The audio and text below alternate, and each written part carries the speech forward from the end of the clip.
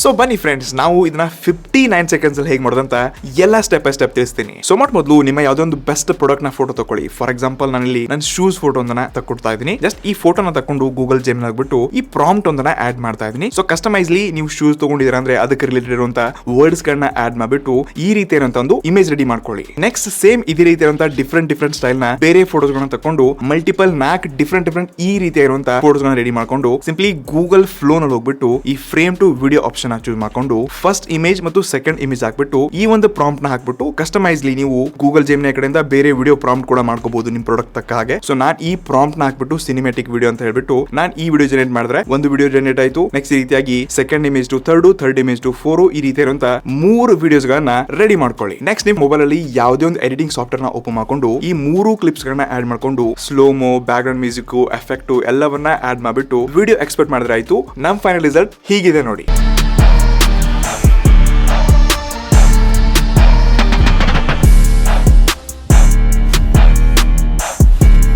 ನಾನು ಯೂಸ್ ಮಾಡಿರುವಂತಹ ಪ್ರಾಂಪ್ಟ್ಸ್ ಗಳ ಪಟ್ಟಿ ಜೊತೆಗೆ ಎಲ್ಲ ಸ್ಟೆಪ್ ಬೈ ಸ್ಟೆಪ್ ಇರುವಂತಹ ಗೈಡ್ ನಿಮಗೆ PDF ಫೈಲ್ ಡೈರೆಕ್ಟ್ಲಿ ನೋಡಕ್ ಸಿಗತ್ತೆ.